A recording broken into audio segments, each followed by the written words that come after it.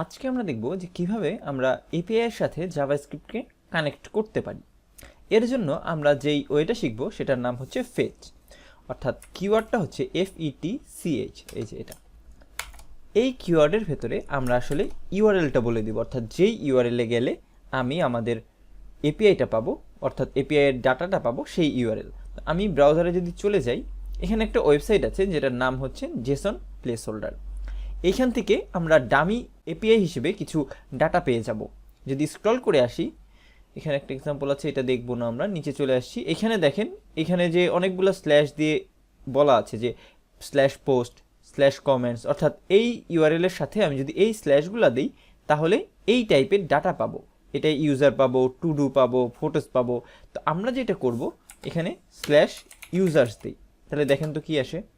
দেখেন আমাকে জেসন দিচ্ছে, তাই না? যদি একটু ভালো করে লক্ষ্য করি, এখানে একটা আইডি আছে, নেম আছে, ইউজার নেম আছে, অর্থাৎ এই ইউআরএলে গেলে আমি কিন্তু কোনো সুন্দর একটা ওয়েবসাইট দেখতে পাচ্ছি না, আমি শুধু ডাটা পাচ্ছি। এটাই হচ্ছে এপিআই। তো আমি এখন যেটা করব, এই ইউআরএল পুরাটা আমি কপি করে নিচ্ছি এবং আমার করে যে আমি এই ফেচের ভেতরে এটা পেস্ট করে দিলাম। এখন এই যে আমি পেস্ট করলাম, এইটা আসলে কি রিটার্ন করবে? এই যে এটা হলো একটা ফাংশন কলের মতো কাইন্ড অফ। তো এটা কি রিটার্ন করবে? এটা আসলে একটা প্রমিস রিটার্ন করবে। আর যেহেতু প্রমিস রিটার্ন করবে, আপনারা অবশ্যই জানেন এটার সাথে আমরা কি পাবো, তাহলে দেন ব্লক পাবো। যেই দেন ব্লকের ভেতরে আমরা সেই রেজাল্টটা নিতে পারবো বা রেসপন্সটা নিতে পারবো। তো যেহেতু রেসপন্স দিচ্ছে, আমরা সেই রেসপন্সটা অ্যারো ফাংশনের মাধ্যমে এভাবে ডাইরেক্টলি নিয়ে নিচ্ছি। এখানে ব্র্যাকেট দিব না, এবং আমরা যেটা করব, এই রেসপন্সে কি আছে সেটা ডাইরেক্ট প্রিন্ট করে দেব। এবং এখন যদি টার্মিনালটা ওপেন করে আমি রান দেই,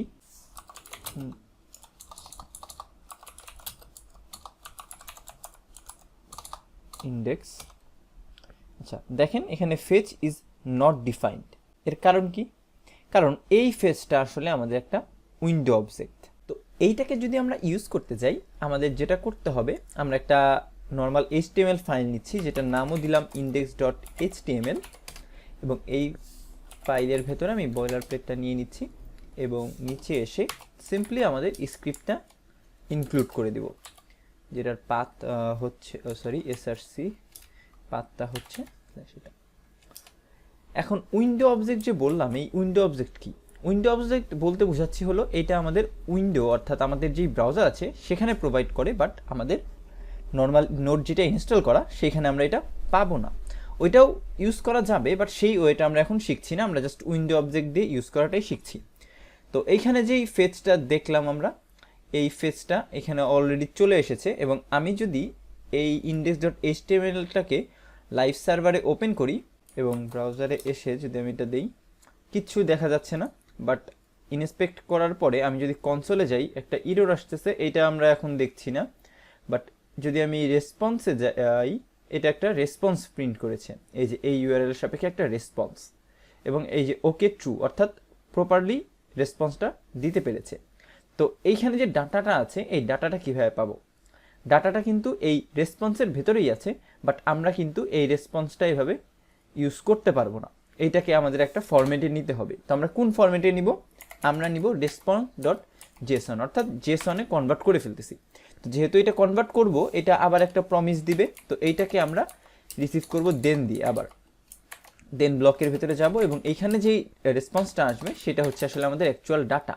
এবং আমরা যদি এখন আবার লক করি ডাটাটা, তাহলে দেখবেন আমরা যেই ডাটাটা এক্সপেক্ট করছিলাম সেটাই পাবো। আমি ব্রাউজারে আবার যাচ্ছি, দেখেন 10 সাইজের একটা ডাটা এসেছে, এবং এইখানে কিন্তু 10টা ডাটাই ছিল।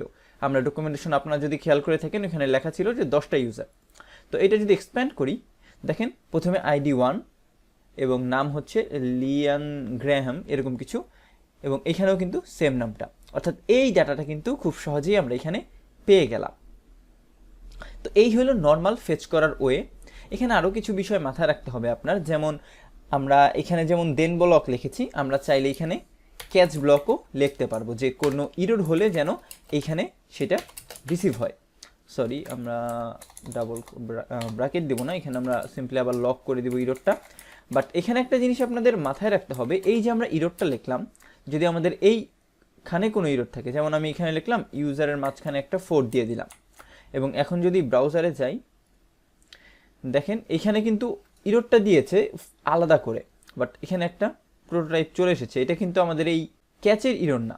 যদি ক্যাচের ইরোর আপনি ভেবে থাকেন, আমরা যদি এখানে সামনে কোনো প্রিফিক্সের মতো দিয়ে দিই এবং এখন যদি আবার যাই ব্রাউজারে, দেখেন ওই লেখাটা কিন্তু আসেনি। অর্থাৎ এই ক্যাচে শুধুমাত্র আমাদের ফেচটা ইমপ্লিমেন্ট করতে যদি কোনো ইরোর হয় সেইটা আসবে, ইউআরএল এ কোনো ইরোর থাকলে সেটা কিন্তু আসবে না। সেটা আমাদের কই চেক করতে হবে? সেটা আমাদের চেক করতে হবে এই জেসনের ভেতরে, মানে এই ফার্স্ট রেসপন্সের ভিতরে। এখানে আমরা কীভাবে চেক করতে পারি, এটাকে আমি একটু এক্সপ্যান্ড করে নিচ্ছি এবং এক্সপ্যান্ড করে কি করব, আমরা শুধুমাত্র যখন দেখব ইফ রেস ডট ওকে, এটা যদি ট্রু হয় তখন এর ভেতরে ঢুকে আমি এটাকে রেসপন্স জেসনটা কনভার্ট করছি। এলসে গেলে আমি কি করব, লক করে দিব যে